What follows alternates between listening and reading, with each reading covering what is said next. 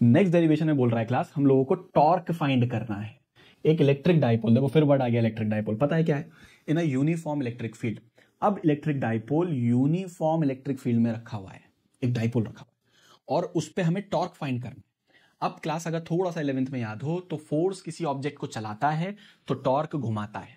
Force चलाने के काम आ रहा है तो कभी कभार फोर्स घुमाने के काम भी आता है। तो जब फोर्स घुमाने के काम आता है दैट इज कॉल्ड टॉर्क। बहुत रफ लैंग्वेज, सिंपल लैंग्वेज में तो टॉर्क यहां पर चलाएगा घुमाएगा, तो क्लास यहां टॉर्क घुमाएगा, ठीक है ना। इलेक्ट्रिक डाइपोल मालूम है, minus Q plus Q separated by some small distance.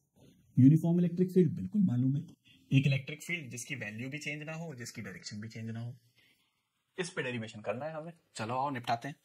तो क्लास सबसे पहले यूनिफॉर्म इलेक्ट्रिक फील्ड बना लेते हैं, इक्वल स्पेसिंग लाइन बना लेते हैं।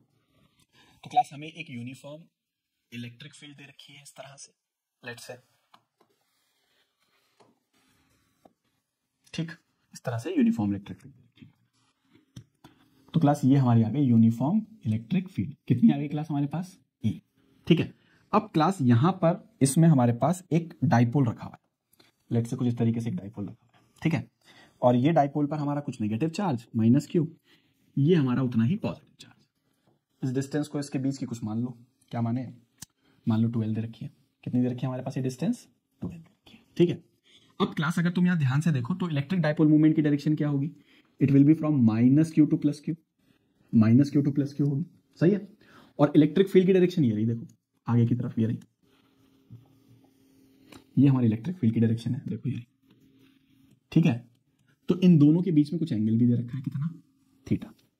तो सबसे पहले मैंने थीटा को डिफाइन कर दिया, ये समझ लो।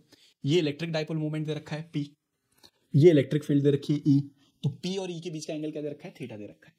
अब क्लास अगर तुम्हें थोड़ी बहुत बातें याद हैं तो अगर एक यूनिफॉर्म इलेक्ट्रिक फील्ड हो या एक इलेक्ट्रिक फील्ड हो ई, उसमें अगर एक पॉजिटिव चार्ज रखा हुआ हो तो ये इलेक्ट्रिक फील्ड इस प्लस चार्ज पे फोर्स लगाती है एफ, जो कि बराबर होता है क्यू। सर कहां से आ गया? अभी तो बताया था इलेक्ट्रिक फील्ड क्या होती है, E equals F by Q. तो एफ किसके बराबर होगा? Q E. सर अब याद आ गया, ठीक है। तो क्लास अगर कोई इलेक्ट्रिक फील्ड में पॉजिटिव चार्ज रखा हो तो उस पॉजिटिव चार्ज पर ये फील्ड फोर्स लगाएगी अपनी डायरेक्शन में, अपनी डायरेक्शन। और उसी तरह से अगर कोई नेगेटिव चार्ज रखा हुआ हो तो भी फोर्स लगेगा क्यू ई, लेकिन इस बार जो फोर्स लगेगा वो फील्ड की डायरेक्शन में लगेगा, उसके अपोजिट लगेगा। फील्ड की डायरेक्शन में लगेगा, उसके अपोजिट लगेगा, ठीक है। प्लस चार्ज होगा तो फील्ड की डायरेक्शन में लगेगा, माइनस चार्ज होगा तो फील्ड के अपोजिट लगेगा। कितना लगेगा? क्यू।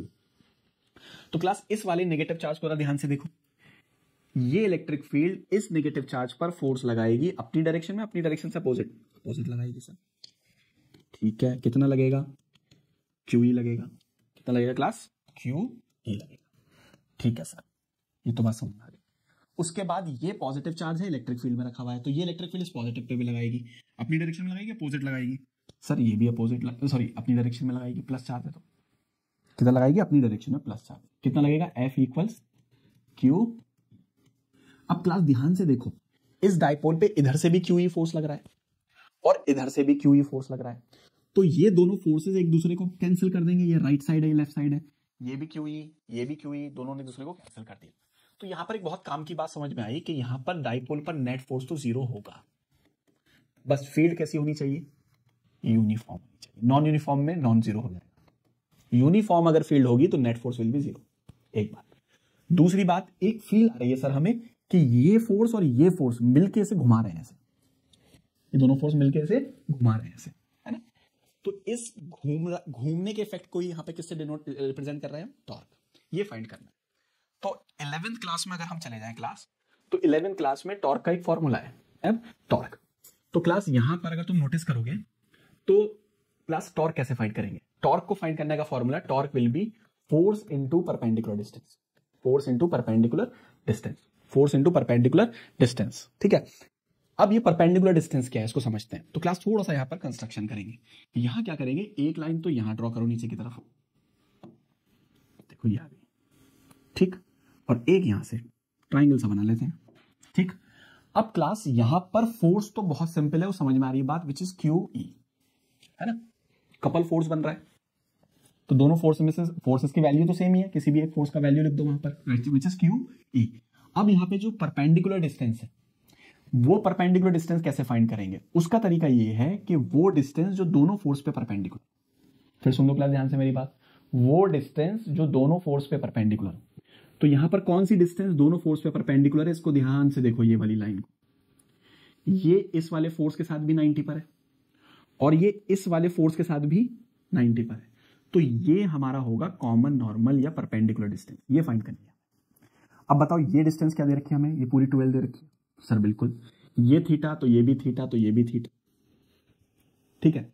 अब ये 2l है तो ये 2l का cos थीटा होगा और ये होगा 2l का sin थीटा, 2l का sin थीटा। तो अब मैं यहां पर अगर लिखने जाऊं टॉर्क, तो क्लास में लिख दूंगा torque equals force into common normal perpendicular distance. Force कितना है, क्यू ई, सर बिल्कुल ठीक। यहां परपेंडिकुलर डिस्टेंस कितना आया, 2l sin थीटा, ठीक है सर। सर ये q2l तो फिर देखा देखा लग रहा है, q2l हमें फिर देखा देखा लग रहा है class, what is q into 2l, तो q इंटू 2l अपना होने वाला है p। तो यहां पर जो टॉर्क आ जाएगा वो आ जाएगा pe, और क्या बचा यहां पर, sin थीटा। जी सर, तो ये हमारा फाइनल आंसर आ गया, बहुत सिंपल सा डेरिवेशन है, टॉर्क इक्वल्स पे sin थीटा। अब यहां पर मैं इसको वेक्टर फॉर्म में लिखूंगा तो p क्रॉस ये कर दूंगा, क्योंकि a क्रॉस b तभी तो एक वेक्टर मिलेगा, p क्रॉस ए, साइन थीटा के साथ है ना, तो जब साइन थीटा के साथ होगा तो बीच में क्रॉस आता है, कॉस के साथ होता है तो डॉट आता है ना, वेक्टर प्रोडक्ट है, इन दोनों का क्रॉस करेंगे तो एक नया वेक्टर मिलेगा विच इज टॉर्क, ठीक है। तो ये क्लास एक सिंपल सा डेरिवेशन हो गया। इसमें हम एक दो बातें और चाहें तो अपने नोट कर सकते हैं, यहाँ पे लिख सकते हैं। जैसे पहली बात देखो क्लास, मान लो यहां पर थीटा 0 हो जाए या थीटा 180 हो जाए, साइन 0 भी 0 होता है और साइन 180 भी 0 होता है, दोनों बराबर होते हैं, ठीक है। तो उस केस में टॉर्क मिनिमम हो जाएगा, सर कितना हो जाएगा, 0 हो जाएगा, ठीक है क्लास, बहुत सिंपल बात है। ये थीटा किसके बीच में एंगल था, पी के बीच में एंगल था और ई के बीच में, यानी डाइपोल इस तरीके के फॉर्मेट में आ जाए, यहाँ पे पी और ई के बीच में एंगल कितना हो, 0 डिग्री, या डाइपोल मूवमेंट और इलेक्ट्रिक फील्ड अपोजिट डायरेक्शन में हो जाए ऐसे, यहाँ पे थीटा कितना होगा, 180 डिग्री। इन दोनों ही केसेस में टॉर्क 0 आएगा, इन दोनों ही केसेस में टॉर्क 0 आएगा, ठीक है। अब क्लास एक बात तो ये हो गई, दूसरी बात यहाँ पे ध्यान रखी जा सकती है, अगर थीटा 90 हो जाए तो सर टॉर्क क्या होगा, मैक्सिमम होगा, बिल्कुल, साइन 91 होता है तो किसके बराबर आ जाएगा, पी के बराबर आ जाएगा, ठीक है। तो टॉर्क मैक्सिमम अपना पी आ जाएगा और मिनिमम अपना 0 आ जाएगा, ठीक है क्लास। तो ये हमने डेरिवेशन कर लिया, torque on an electric dipole in a uniform electric field. Torque चलाएगा, घुमाएगा घुमाएगा, ठीक है। अब क्लास हम अपने नेक्स्ट